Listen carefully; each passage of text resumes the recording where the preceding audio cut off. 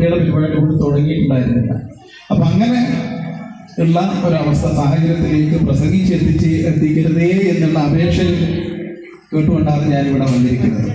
അപ്പോൾ ഏതായാലും പക്ഷെ കേൾക്കേണ്ടത് കേൾക്കണ്ടേ.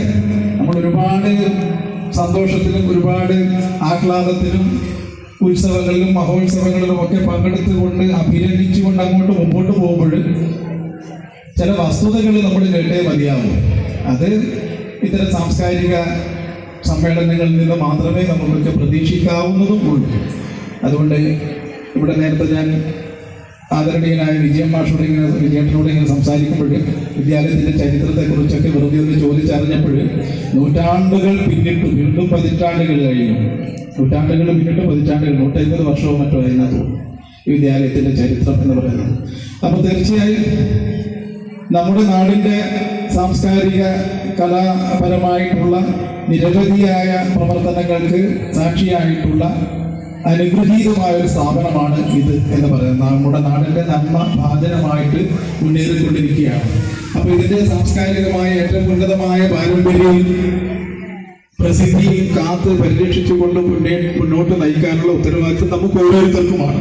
ഇവിടെ കൂടിയിരിക്കുന്ന രക്ഷാകർത്താക്കൾക്കും നാട്ടുകാർക്കുമാണ്. അതുകൊണ്ട് തന്നെ ചിലപ്പോൾ ചില ഘട്ടങ്ങളിൽ കുട്ടികൾ പരിമിതമായിരിക്കും, കുറവാണെന്ന് തോന്നാം. പക്ഷെ അത് മറികടക്കാനുള്ള ഊർജം സമ്പാദിക്കലാണ് ഇത്തരം സാംസ്കാരിക പരിപാടികളിലൂടെ നമ്മൾ ഏറ്റെടുക്കേണ്ടത് ദൗത്യം എന്നുള്ളത്. അപ്പോൾ നേരത്തെ ഇവിടെ അച്ഛമ്മ പറഞ്ഞൊരു കാര്യം എന്താണ്, രക്ഷാകർത്താക്കളുടെ താല്പര്യപൂർവ്വമുള്ള നിർദ്ദേശം മാനിച്ചുകൊണ്ട് നമ്മൾ വാർഷികം നടത്താൻ മുതിർന്നു എന്നുള്ളതാണ്. അത്തരം താല്പര്യങ്ങളും നമ്മൾ മാനിച്ചുകൊണ്ട് മുന്നോട്ട് പോകുമ്പോൾ പ്രതീക്ഷയ്ക്ക് ഒട്ടും അങ്ങനെ ഏൽപ്പിക്കേണ്ട ആവശ്യമില്ല. ഈ വിദ്യാലയം ഇനിയും ഉത്തരോത്തരം മുന്നേറും എന്നുള്ള കാര്യത്തിൽ യാതൊരു സംശയവുമില്ല.